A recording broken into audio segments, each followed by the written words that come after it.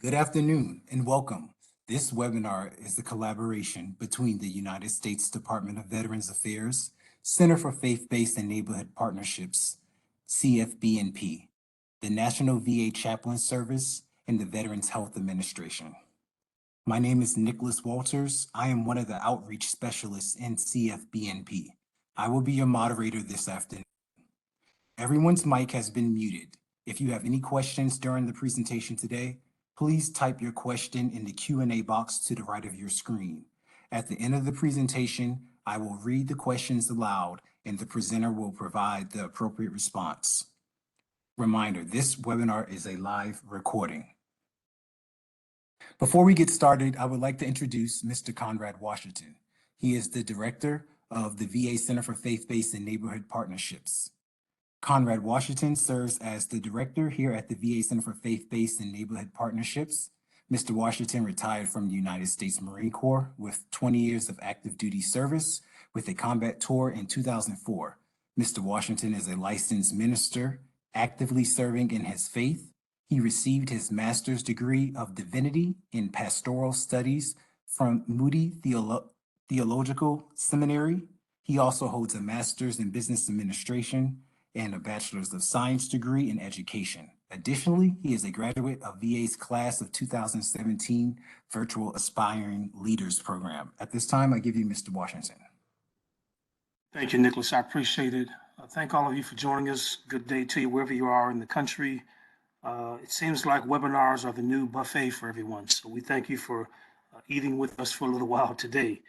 I know many of you are acknowledging religious celebrations. Some are already in Lent.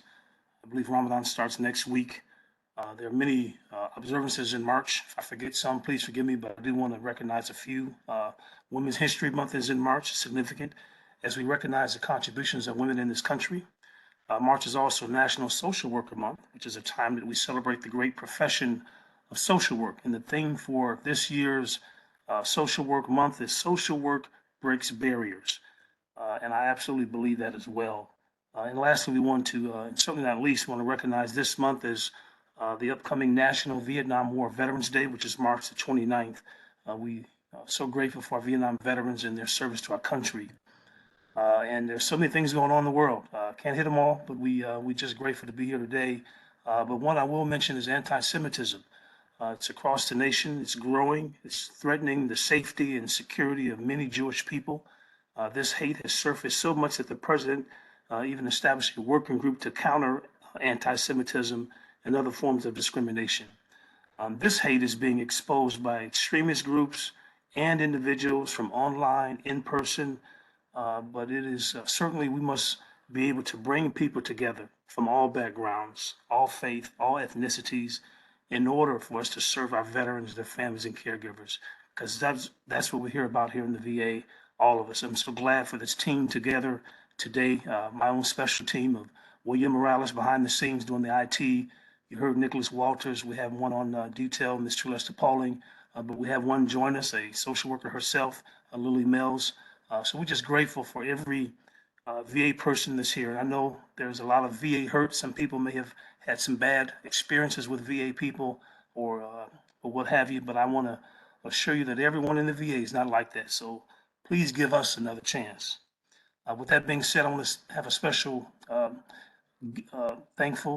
gratefulness for our presenters. Ms. Carole Ewald, we so look forward to continued partnerships with you. We thank you for connecting with us yet again. I'm anxious to hear Ms. Christie Machan today, and chaplains Maxey and Cassady, my good neighbors. We surely are grateful that you are here today as well. With all that being said, we thank you, and we believe that today, as we discuss Postvention, a journey of healing after suicide loss, is important. So I hope you will enjoy today's webinar, and thank you for joining us. Thank you for that introduction, Mr. Washington. Now I would like to introduce Ms. Carole Ewald. I will read an abbreviated version of her bio. Ms. Carole Ewald is the Community Engagement and Partnerships Coordinator, CEPC, for suicide prevention for the Tomah VA Medical Center. Using a public health approach, her mission is to enlist communities in implementing evidence-informed suicide prevention practices. I now present Ms. Ewald, who will provide the opening remarks for today's presenters. Thank you so much, Mr. Walters.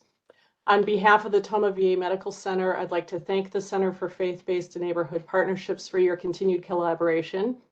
And thank you to Ms. Machan, Chaplain Cassady, and Chaplain Maxey for working with us on this. We're so honored to have you here. And to all of you who are attending, thank you for being here today and for sharing in the mission to care for veterans, their families, and loved ones. Before we begin, I need to add another acknowledgement, and that's to honor the land on which our medical center sits. The Tomah VA occupies the ancestral home of the Ho-Chunk people. As we share a future of collaboration, we respect the sovereignty of the Ho-Chunk Nation, along with 11 other tribal nations of Wisconsin and all the tribal nations in this country. So I invite you to join us in this acknowledgement. Now, here's why we're bringing you this webinar. You may know that of the veterans who die by suicide every day, more than half have not been engaged in care at the VA or anywhere for that matter. Veterans in our communities live and walk alongside us, yet they may be off our radar. They may have physical, financial, emotional, and spiritual needs that aren't being met. And the same is true for their families and loved ones. So we need you to join us in community-based suicide prevention efforts, and we're here to help equip you in this mission. Our goal is zero suicide. Unfortunately, we're not there yet. We grieve every life that is lost to suicide. And we know that when someone dies by suicide, there's a ripple effect. About 135 people are impacted. And these are family members, friends, coworkers, care providers, everyone whose life was touched by that person. The research shows that these suicide loss survivors are then at increased risk for suicide themselves. So they need care and support, and we call that postvention. Postvention might be a word you haven't heard of. It means activities that promote healthy grieving and healing after a suicide death. And these activities are at the individual and community levels. Although they're implemented after a suicide, it's crucial for communities to have messaging about suicide loss awareness and postvention services in place. So postvention is itself a form of suicide prevention. In my outreach work, I've heard a loud call for help to address trauma and grief of suicide loss, and this comes from family members, friends, to healthcare providers, business owners, to clergy, and more. So that's why we developed this webinar. The presenters here today are subject matter experts, and they're going to give you a wealth of information and resources to help you support those who are walking the path of suicide loss. Going forward, we really want to hear from you. We want to learn how we can work together to build networks of support for veterans and their families in your community. So please reach out, let us know what additional information, training, or resources you need. And this webinar is hosted by the Tomah VA, but we have attendees from all over. So no matter where you are, we can connect you with a suicide prevention team at the VA nearest you. Our contact information will be in the slides, or you can send a message to the moderators. So again, thank you so much for being a part of this very important work. And now back to you, Mr. Walters. Thank you, Ms. Ewald. Next, I will read an abbreviated version of the presenter's bio, but please feel free to read their entire bio to the right of your screen. First up is Chaplain Cassady. Chaplain Cassady is entrusted with the sacred honor of developing relationships with rural community, clergy, partners, and providing the virtual education for onboarding chaplains. These programs ensure the spiritual well-being of our nation's veterans from transition from service through the end of life care. Chaplain Cassady received the 2020 Distinguished Service Medal from the Military Chaplains Association. Chaplain Cassady also created both the orientation and advanced virtual chaplain education courses. Next, I would like to introduce Chaplain Chad Maxey, the National Regional Program Manager for Family and Bereavement Care with the National VA Chaplain Service with the Department of Veterans Affairs. Chaplain Chad Maxey is a retired major from the U.S. Army. He earned his bachelor's degree of science in 1990 from the University of the State of New York, Regents College in Albany, New York, In 1993, he graduated with honors from Southwestern Baptist Theological Seminary with a Master's of Divinity degree. He completed 2 years of clinical pastoral education. His first year at Penrose St. Francis Healthcare System, Colorado Springs, Colorado, and second year at the Walter Reed Army Medical Center, Washington, D.C. Next and last, I would like to introduce Ms. Christie Machan. She's a social worker with the Mental Illness Research, Education, and Clinical Center for Rocky Mount Regional VA Medical Center with the Department of Veterans Affairs, Veterans Health Administration. Ms. Machan is a licensed clinical social worker who joined the Rocky Mount MIRECC in 2020 after a decade in the VA Health Services. With the MIRECC, she works on several national suicide prevention projects, including the Suicide Risk Management Consultation Program with a particular interest in suicide postvention. As a member of the Postvention team, Ms. Machan has the privilege of hearing from the supporting provider loss survivors. She is passionate about enhancing provider resiliency and recovery from secondary traumatic stress. At this time, I turn the mic over to Ms. Christie Machan. Thank you so I'm much. pronouncing your name incorrectly, aren't I? Can you say it one time for us? Oh, no problem. It's Machan. Oh, okay, Machan. All right, Great. thank you. Yeah. Thank you and welcome, folks. On behalf of our the panelists that are going to be speaking with you today, we appreciate this opportunity and welcome you.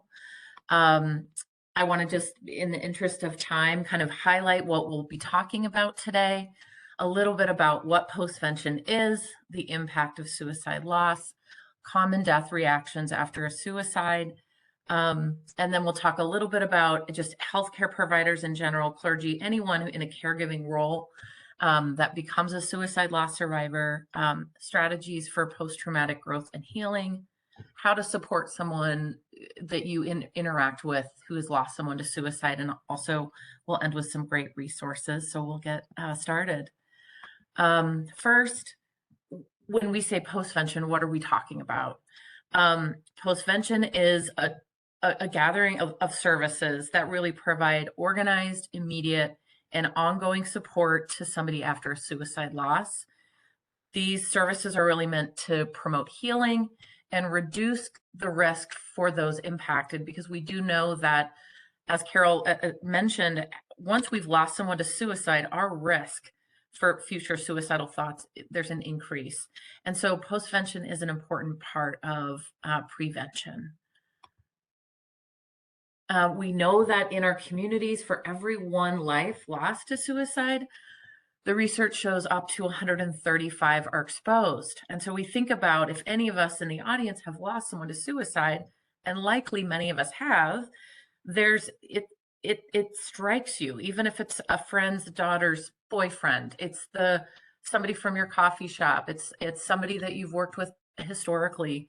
And so it's a broad range of folks that are impacted. And you'll notice throughout the presentation, you'll hear me refer to suicide loss survivors, and I want to give you some helpful language. When we say a suicide loss survivor, it used to be defined as a person who had lost a significant other or loved one by suicide and whose life was changed because of that loss. And I think what we've come to appreciate is it's not just a significant other or very close loved one, but that this second definition is broader, that someone who experiences a high level of self-perceived psychological, physical, or social distress for a considerable length of time after exposure to the suicide of another person. You'll also notice I'll use the language died by suicide instead of committed suicide. And that's just language to help us think about that it's not a more strength-based approach, or a more accurate is somebody who died by suicide. Committed sort of implies like somebody's committed a crime or committed, if there's an implication that's sort of blaming to the person who ended their life that way. And so that's just language you'll notice I'm going to use, and I would encourage you to adopt. so we look at this like the impact of a death. And if you see that outer red circle, universal bereavement, some common reactions people will have, and this could be like a grandparent, somebody you loved, who sort of at the end of their life, we're going to experience sorrow, yearning, and pain. But if you go into the next level in the green, if that death is then unexpected, then folks are also experiencing shock and a sense of unreality. Like, how did this happen? And if you go in another layer and appreciate a death that was at end of violent means, then those survivors are also going to be traumatized and experiencing a loss of a sense of invulnerability, of like, I didn't know this could happen. Like, I read about things like this, but this doesn't happen to me or where I live. And when you add the next layer of a suicide death on top of that, then also folks are going to be experiencing or may experience, in addition to all those other reactions, a sense of anger, rejection, abandonment. They even may feel aggression and it completely upends their world. And so I make this point to really say that the suicide loss is different than other kinds of loss. And in our approach in working with people in any capacity, we want to be aware of that. This isn't sort of a general bereavement. It's appreciating that in addition to those more universal grief reactions, the survivors of suicide loss may be experiencing post-traumatic symptoms, as well as feelings of guilt, confusion, abandonment, shame, and anger. And they also may really be feeling and experiencing a lot of stigma and self-blame. Not that they should be, but often they do experience those things. I'm going to turn it over to the chaplains to talk with us. Actually, apologies. I'm going to keep us going and talk a little bit more about some common reactions to suicide loss. And then I'll turn it over. So we have these 5 domains in which we're impacted, right? So people, after they lose someone in the domain of emotion, may experience a full range of any of these emotions you see here, and may not, right? So there's this whole spectrum. So anywhere from numbness to anger, anxiety, feeling incredibly lonely, a yearning. In some cases, people really may kind of experience a lot of guilt and worry about their last interactions with that person. Sometimes if that person was experiencing an intense suffering, there's almost a sense of relief some people may feel, and then feel guilty about that. And if the relationship with that person was particularly strained or difficult, there may even be feelings of emancipation. And so I say this to point out that there isn't one right way to feel, and that people often feel a roller coaster of emotions that vary, up and down. In terms of common physical reactions, that's often the kind that people don't recognize, but they may just feel like incredibly sensitive to noise, to input. They could feel, honestly, a sense of depersonalization, just not feeling like themselves, almost like they're watching themselves. They could experience all sorts of physical, a lack of energy, weakness, tightness in chest and muscles. So there's a lot of physical experiences people can have. And then cognitively, how this impacts their thinking. Common cognitive reactions to be aware of is often people can experience feeling really confused, a sense of disbelief, a preoccupation with what happened and what led up to it. They also may literally have a sense of, I feel like I heard them or I saw them around the corner, or I heard them the other day, and that's a normal experience. Also, we want to appreciate that often people tend to overestimate their own power and control in events that led up to it, and really underestimate the influence of all the other things going on in that person's life that were unknown to them. And finally, I want to talk to you a little bit about what we call in the postvention world, like the tyranny of hindsight. We often really have this tendency to evaluate what we did in this harsh light of not knowing what we couldn't have known, right? And so people can have this experience of, I should have known, I wish looking back, it was so obvious. And yet leading up to those events, they had no idea. Nobody has a crystal ball. So I really want to make the point that we really never have access to anyone's full experience. And typically we never completely know why somebody chose to die by suicide. It's often much more complex than what our brains will try to problem solve. We'll try to sort that out, and yet we'll never completely know. In terms of behavioral reactions, that domain, what people often notice, maybe any of these things, just challenges with sleep, the tendency to withdraw, changes in, appetite, feeling really like it's difficult to concentrate or focus, feeling really absent-minded. And they may really be avoidant of reminders, places or things. And on the other end of the spectrum, they may be really searching out or seeking to reminders, to places, visiting places or objects that remind them of that person, and treasuring objects belonging to that person. So again, I just really want to normalize, there's this really wide spectrum of reactions people can have that all fall within a healthy, normal range to living through such a traumatic loss. Now I want to turn it over to our pastors.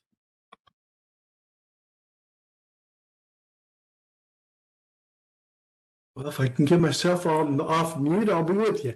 Thank you for allowing me to be here with y'all today. Thank you, Christie. So along with those behavioral, emotional, and cognitive reactions, there, of course, are spiritual and existential reactions to suicide loss.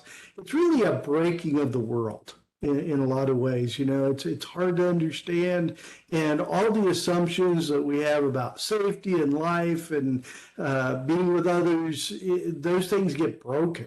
And so in that, there's a lot of questioning, questioning about, well, I should have been different. I could have done this. I might have, I should have seen that. So there's a lot of questioning about ourselves, about how we relate to others, about our own life goals, what's left in life, and then question about religious beliefs as well.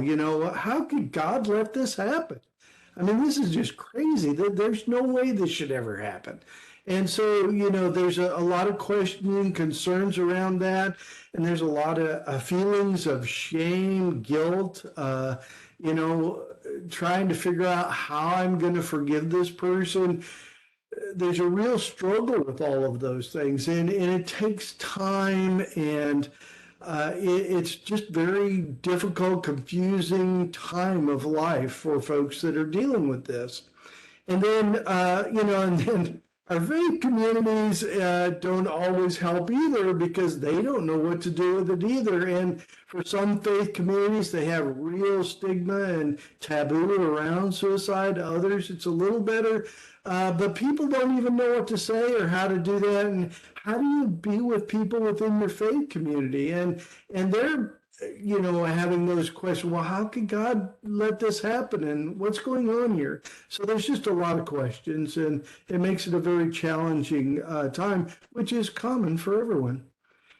And then cumulative loss. Okay, so a few words about cumulative loss.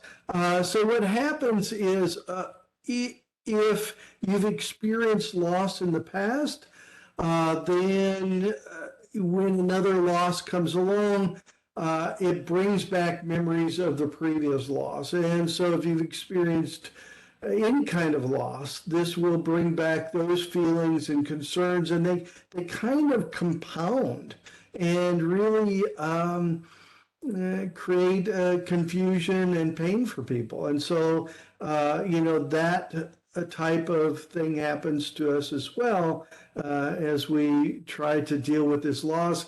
And we may not even understand that this has brought up other feelings of loss until maybe later on, as we're able to sort through these things. Next, please. And providers of suicide. So providers, now we carry a special burden because we deal with these kinds of things more regularly, and You know, even as much as we'd like to, as this picture shows here, you've got the person kind of in half, and if you cross over into the office or wherever you happen to work, you know, then you're this person, and then you cross over into home, and then you're home, and the two don't mix. But that's not reality. The things from work often go home, and the things from home often go back to work with us. And so it really challenges us as providers on how we're going to provide care. And sometimes we have to reach out for help from somebody else because it becomes so overwhelming for us that we're not able to do that. And that's especially in the case if we've been working with that person and then we carry those feelings of guilt of, you know, how did I miss this? What could I have done different? You know, in a sense of this is my fault, which is very similar to the kinds of things that family members are going through as well. So impacts, which is the same as you know, people going through all kinds of grief, as you can see here on the left side. But I think the big highlights for providers here is self-doubt, self-blame, fear of outside blame. Yeah, what are your peers going to say? You know, how are people going to judge you? Are people going to want to come to you knowing this has happened? And so there's a lot of those things that really impact us as providers. Next, please.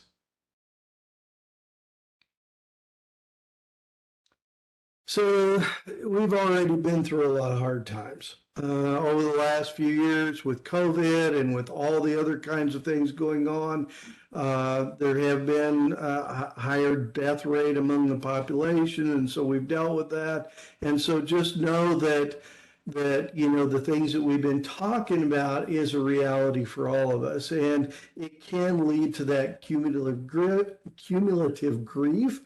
And of course, that leads to compassion fatigue, burnout as well. And so it can be very difficult in these days, as always, but especially in this time.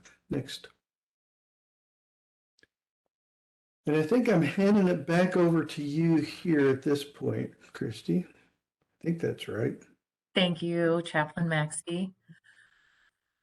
So we'll just talk a little bit about sort of where do folks go from here and how are we promoting post-traumatic growth and healing. And kind of the first step, whether the person, like you're a survivor, whether you've worked with someone or lost someone in your personal life, sort of the beginning of starting to recover is just starting to kind of gracefully recognize and honor and accept whatever feelings show up for you. There's really not a right way to feel after traumatic loss. And sometimes just recognizing and acknowledging it can help sort of release the pressure valve a little bit on a feeling that's coming up. I think when we don't recognize it, it can continue to escalate until we do. And then we also really like to encourage folks to appreciate that no one person's going to react the same way. And so trying not to take other people's kind of grief and loss reactions personally. So, you know, you may have colleagues or family members or people in your life who are it's going to impact and hit them very differently, and trying to avoid judgment and just being really compassionate with ourselves and others. Some other kind of important first steps are just really talking to others about how you're feeling and reacting. And so finding safe others, trusted others, this can really help alleviate the stress and help folks recognize they're not alone in that experience, because it is such a stigmatized type of loss. People can feel really isolated. We really encourage folks to accept help from others in the spirit in which it was given. I think many of us in a helping profession, and my understanding is that within our audience is a group of helping professionals, that we are often much more comfortable with others' vulnerability than we are with our own. And so really, at times when we are vulnerable, there's just something about being able to lean into that. and accept help, and really connecting with others is huge. It's a really important part. I'm a provider suicide loss survivor. Personally, I've lost 2 patients, and probably the most helpful thing that helped me recover and heal was connecting to other providers who had lost someone, a patient to suicide. And so I want to highlight that one. We also really want to talk to folks about self-care, in highly adverse conditions, which we've all been living in. And then you add a traumatic loss on top of that. There's something about giving yourself permission to also care for yourself. And so I always include this slide if there's a group of caregivers or healthcare providers. Also, if there's something about being conscious about how you're doing and becoming aware of your own kind of personal red flags and paying attention to those sooner or later. It's hard to read this image, but it says a toe hold is defined as a small place where a person's foot can be lodged to support them, a relatively insignificant position from which further progress can be made. So we're talking about tiny, small steps we can take after a suicide loss or after any difficult activity to just not forget about ourselves, because we can't be there for the folks we work with if we're not there for ourselves. Some other little ways to think about caring for yourself in the domain of sort of home is really knowing what you need and honoring what you need, whether that's needing time away, whether that's maintaining a routine and not judging it, but just doing what you need to do to get through. Continuing to sort of take care of yourself physically. It's often the last thing we feel like doing when something terrible happens, but we know that just having an outlet for that stress, that anxiety, that sadness, a physical outlet's important. Trying to sleep and still eat even when you don't feel like it. Continuing to do the things you enjoy or that you find comforting, and some of these other things on the list. And I share these with people when they've had a loss, not as a huge list of things they need to do, but to think about, is there one thing from this that feels possible during this really unimaginable time? And also kind of caring for yourself, in thinking about in the work setting, whether it's a little bit of time for relaxation, prayer, mindfulness, meditation, taking your breaks and your lunch as a time to unplug and just be a human again, not just a worker bee. Asking for help from mentors, supervisors, trusted others, practicing self-compassion on the difficult days and weeks and months to come, setting boundaries. And if it feels like this is weighing really heavily on me, considering reaching out for professional help. I want to turn it back over to my esteemed colleagues here.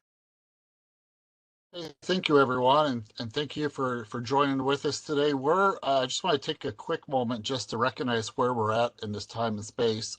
We're about 2/3 complete with the presentation. We've covered a lot of topics that are very weighty, and you might have been reminded of some difficult times in your life or some things that you've encountered. And so just for me, it helps to kind of center and recognize and realize where I'm at. So I'm sitting at my workstation. It's a beautiful day outside in the DC metro area. I'll probably take a walk after work today.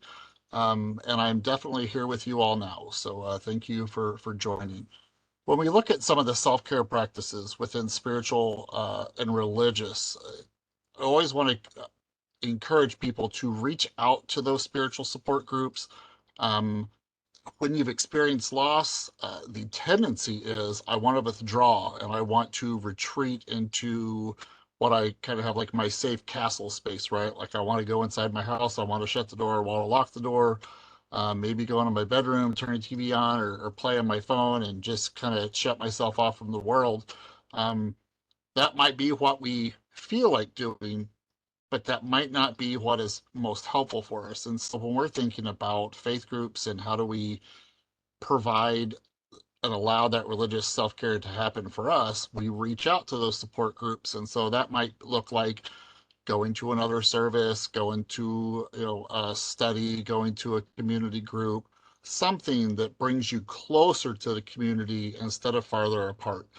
And then it would be, again, in a similar fashion, you don't want to necessarily take things away from your spiritual practice at this time.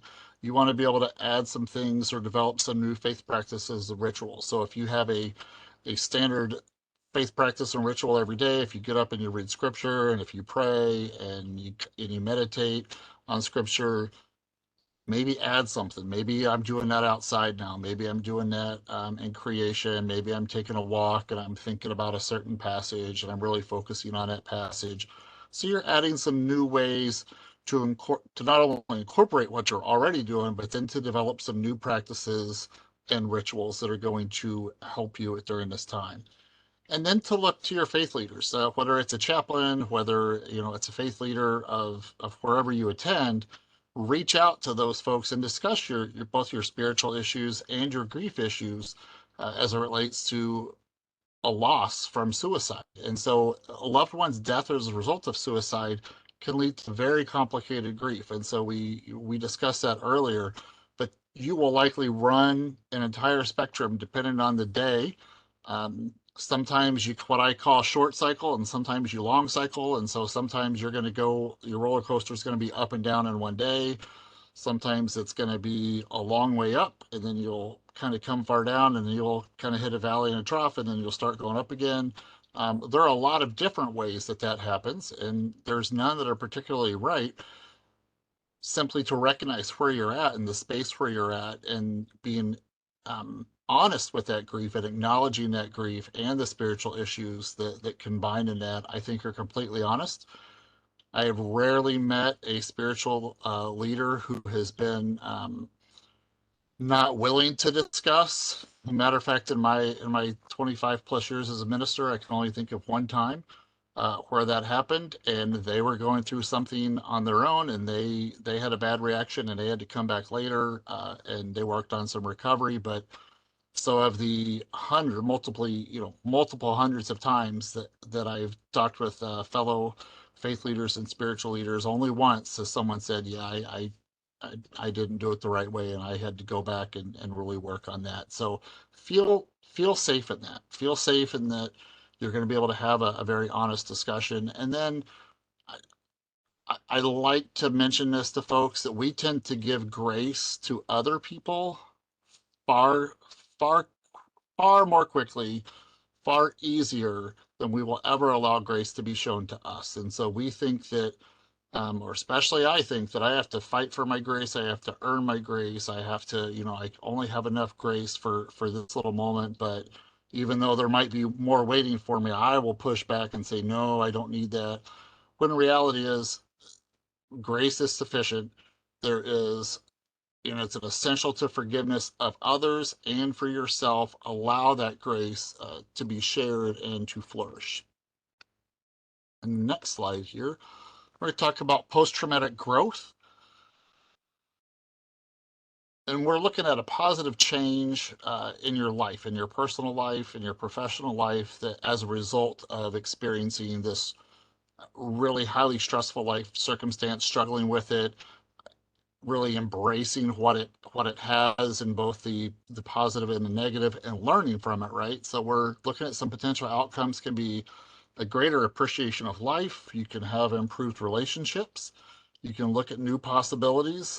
There are times where someone has had a loved one or someone close to them that they've worked with that has died by suicide, where they've kind of reevaluated things and said, oh, you know what? I think I really want to do this other thing now instead. And that absolutely happens. That's some of the personal growth and personal, when you challenge things, this is normal, and that's wonderfully okay. And so you can grow in your personal strengths and, of course, your spiritual growth. As you look back now, if I think of when I married my wife some 27 years ago, I can remember standing up in the altar thinking, wow, I don't think I could ever love her more than I do right now. It's going to be a great roller coaster ride down the hill, but I don't think I could ever love her more than I do right now. And I've realized through all the ups and downs of life and as we've traveled and our marriage and everything else, that I simply didn't know what I didn't know. And so sometimes we see spiritual growth come out of very difficult times, And then we can look back in life and we can say, wow, like my faith really carried me through these times. And that was incredibly powerful and helpful. And maybe in the future, you can share that with someone else. When we talk more about this, we're looking at the optimal support that can be profound, both personally and professionally transforming after suicide loss. And so it can help us construct some of those new existential paradigms, both as who we are as a person, maybe as a therapist, as a fellow in a congregation or a work fellow. And then how do I integrate this experience? How do I, allow this to come into my life as an experience that I have grown through and I've had deeply affect me? How do I allow that space in my life? And then also gratitude towards some aspects of life that maybe we've taken for granted. And then I talked earlier about giving back, that we can begin to learn to support other survivors. And professionally, there's always increased or opportunities for increased education and knowledge about suicide.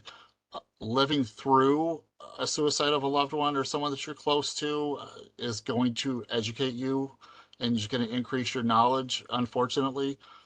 Having more sensitivity towards those suicidal individuals and survivors, both knowing the before and the after, and being able to work with folks in every end of the spectrum. And then sometimes the reality that I might not be able to solve all the problems and heal all, that it's not me, and I'm not responsible for it all. I'm going to work my hardest. I'm going to learn it as best as I can, but at the end of the day, it's not my choice. And so having an awareness of some of the realistic limitations of things that are in our own power and control, and how we can continue to work with folks. And then when we look at supporting others, talk about really between the idea between listening and validating. When we listen, we want to make sure we offer our full attention, that we really want to focus on listening by asking open-ended questions. We really want to hear from people, right? We want to ask those questions that are going to encourage people to talk with us, because we really genuinely want to hear. We want to know. We want to hear what is going on in their life and in their heart and their mind. And we genuinely want to know, and we want to help. And then to think about the validation part, that we have to resist the desire to maybe fix, to reframe, or advise people. We kind of do the old Rogerian type of therapy where we paraphrase the things that we've heard in our own words, or we use some similar words. Not necessary to do that, not helpful in this situation in working with folks in a postvention. And to resist that desire to fix or reframe, and make sure we tell folks, like, there's not a time limit on your grief.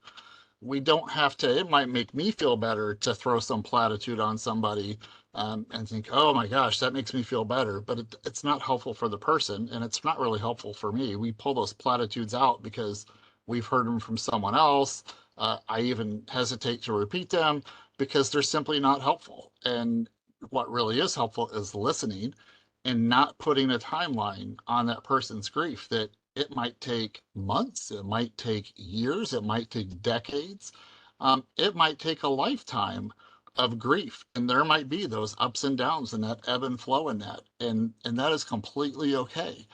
And to know that everyone experiences that suicide loss differently, and what might have been helpful for you certainly might not be true for someone else. When we think about support, we want to, I like to help people. And so I think about, like, bringing some prepared meals, maybe do some grocery shopping, walk some dogs, take the car in for an oil change, things like that. Take the car to wash it if they've got a funeral coming up, or helping clean the house if they've got people coming over. Some of those practical things that support even, but there's some other things, right? Like checking in with folks years, weeks, months later on those holidays, right? So we're talking about weddings, new babies, promotions at work, birthdays of the person who died, and of course those anniversaries. And then again, we want to honor, right? Like, we want to show the lost survivor that we remember the person who died. We want to reach out. It's incredibly powerful to be remembered, for the lost person to be remembered. And then also for the person who survived the suicidal loss, that you remember them. You can share memories. You can proactively remember some important dates. You can send messages or phone calls that say, "Hey, I know this anniversary is coming up in a couple weeks. I know things are are rough for you. Do you want to get together and drink some coffee? Do you want me to come over and we can walk your dog and we can talk about how you're doing?" There's a lot of things we can do to proactively help folks. And then remind that lost survivor that you continue to value the life of the person who has died and that they will never be forgotten. And of course, that you value the life of the lost survivor. And so then just take a moment and consider, what do I need to do? What do I need to prepare for supporting suicide loss survivors? And this can be a question that you ask yourself. Maybe write it down. Maybe through this presentation, you've thought of some things like, oh, like I could have done that differently, or, oh, I wish I would have said this, or, oh, that's really good to know. Consider those things, maybe write them down, and then you can come back to them. And you can always send us questions at the end, after the presentation. And Conrad and team are really good about getting those things back to us, and we're happy to engage with you and maybe working out some of those things. So we've got these things we're walking forward, right? So we've got some considerations for clergy. How does a faith-based professional help a bereaved person, a suicide survivor? What does that look like? What do we need to feel comfortable doing this work? And some of those basics, water is always good. I think Grandma was right. If someone's having a rough day, a bad day, having them drink water, studies have shown that being dehydrated as much as 8 ounces of water can make the transmission of brain activity between the corpus callosum, the 2 halves of the brain, not as efficient.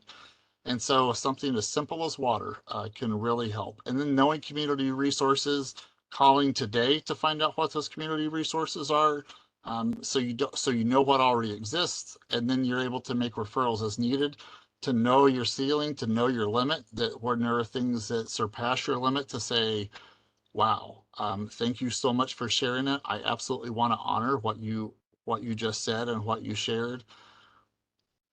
I want to get you to the right person, and I want to make sure we've got the right person. I've got a friend over here, or I've got this person in the community that I work with. I think they would actually be outstanding for you. Please keep checking in with me. I'll keep checking in with you. But I want to make this person available to you. Completely appropriate. And then some considerations for clergy in connecting with a suicide loss survivor. Again, examine your own feelings, your attitudes, your theology about suicide. We come with a lot of knowledge into working with loss survivors, and so we want to acknowledge that and where we're at. Study to gain and maintain some competent care for suicide survivors. And I cannot overemphasize this enough. If I could do all caps at its own separate slide, I would. Listen, listen, and listen. And then you can develop support groups specifically for suicide survivors. So if you've got a bereavement and support group at your place of worship, consider one for a suicide loss postvention or a suicide survivors support group that you can really help people with. And then again, so we would provide grief education and support, that there might be those complicated grief issues. We want to assist those survivors in maintaining and developing and advancing those communal practices and rituals, assisting survivors by preparing for anniversaries and holidays, and assist survivors to work towards forgiveness for their loved one who died by suicide and for themselves. Again, we're talking about that grace. Some rituals and remembrances for faith-based providers. We can host a shared meal. Maybe it's one meal every year for those who have for bereavement care at your place of worship. Maybe it's a special meal for those who have lost someone to suicide, and then a special service to honor those who have died. And maybe recognizing that loss in a corporate setting from the pulpit. Knowing that suicide is a national problem. It's not unique to any demographic, to any faith group. It's a corporate problem. And so to recognize that from the pulpit and to talk about suicide and suicidality, suicide prevention, and even postvention, I think can be incredibly healing for folks that have dealt with some real barriers to care. And then think about how we want to, our personal interaction or worship services. Sometimes those are public prayer requests. Sometimes it's simply the passing of the peace and shaking hands with one another and offering God's peace or that annual service. And include Pastoral Care Week and include pastoral care in your weekly worship service. If you include it, pastoral care in your weekly worship service, you're going to give folks permission, as it were, from the pulpit, from the lectern, that says, you're very important to us. What you're feeling, what you're going through, what you're experiencing, we want to be there for you, and we want to acknowledge that. And then some things that we can do is, again, some of those rituals. We can read a poem. We can share a memory of the deceased. We can share that moment of silence. Keep some of those symbolic items in your office that might engage others about suicide loss, whether, you know, those are painted rocks, flameless candles. There's a lot of other things that you could keep in your office. Attend a suicide prevention or remembrance walk. Mark that on your calendar so you have those things that you do on a regular basis or an annual basis. And then attend a remembrance ceremony at your local VA chapel.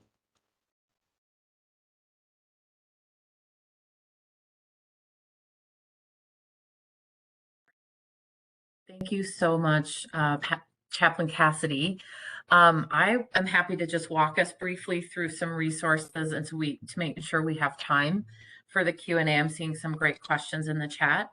Want to make you aware of a public resource that is, when I say public, I mean it's public facing. So you could use Uniting for Suicide Postvention, this website, for anybody in the community, a provider, a community, a civilian, a citizen.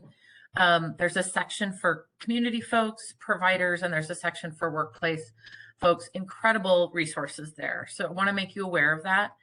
If you, there's a couple of different trainings and resources, and I believe you'll have access to these slides. But if you want to learn more, here's some nice places you can learn more. There is a whole sheet on the Uniting for Suicide Postvention set of resources. So if you work with, or this is an area you really want to learn more about, there's books, books that you can share with families or children. There's different podcasts for different audiences. So want to make sure you're aware of those. There's some fantastic national, like general suicide loss survivor resources. And when I say general, I mean not veteran or military specific. And so those are really, really good to be aware of, and feel free to use and pass all these resources on. If you work for the VA, there is a Postvention SharePoint. If you don't, I'm not going to spend a lot of time on it. There's also we have a suicide risk management consultation program where anyone who works with a veteran who is either suicidal, or you're worried about their suicide risk, or lost someone to suicide, you can consult with us. It's free. You can just access us and you just send us an email. That's in the slide deck as well. And that's how you outreach us with questions. So I want to turn it back over to our moderator to share the questions with the audience, and then we can answer.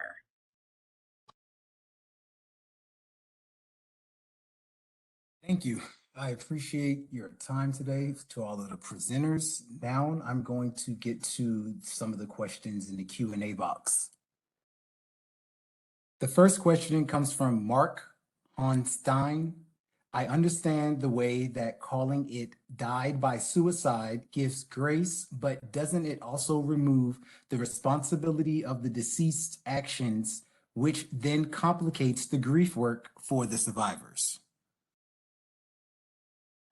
Thanks so much for that question, Mark. And if the chaplains want to weigh in on anything, please feel free.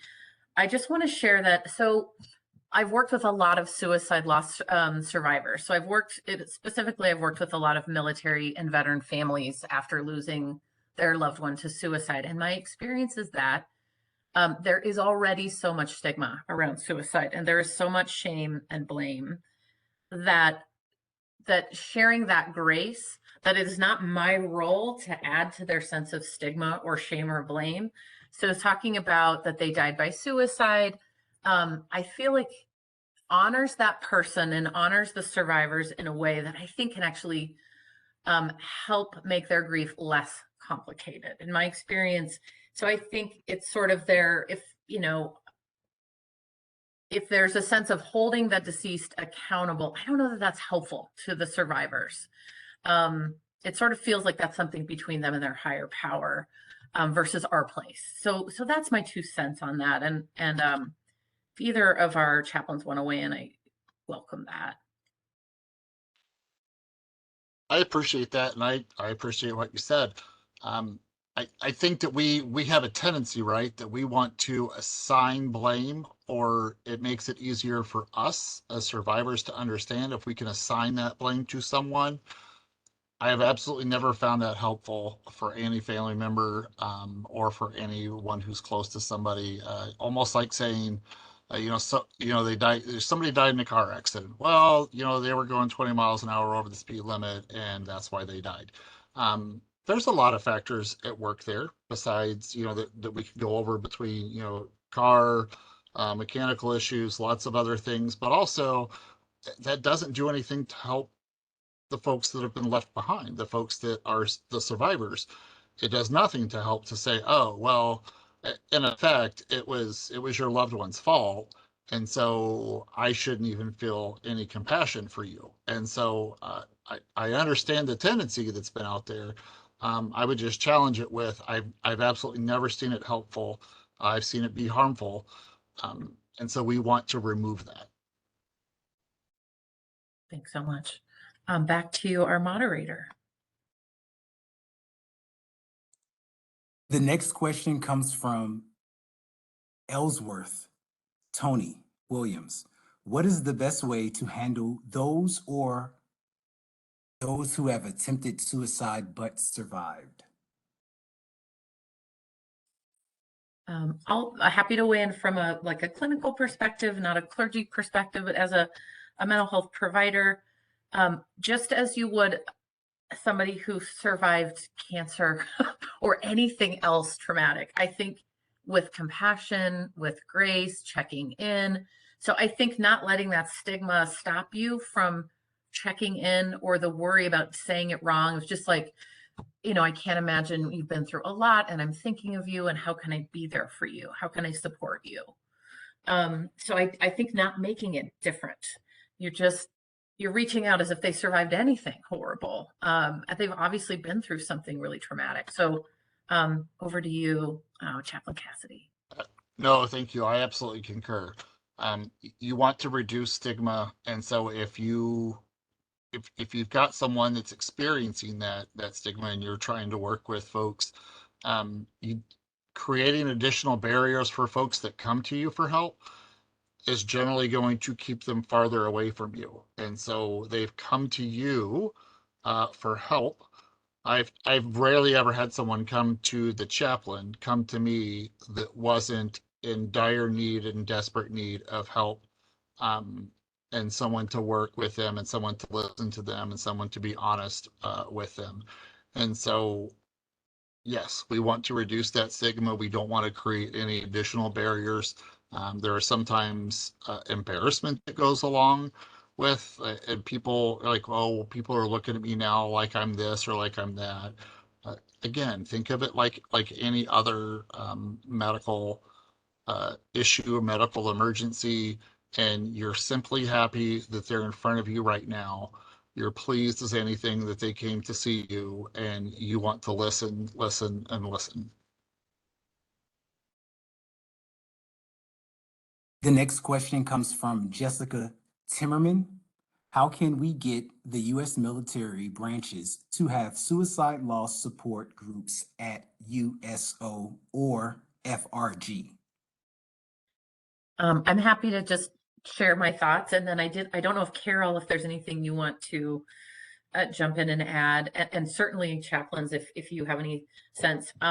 So my sense would be to, if you're connected with a military branch or a specific branch you're interested in, USO groups is usually there's suicide prevention folks connected to those agencies, and to start there to find out what exists and where. Because it's so broad, certain groups may already have something going.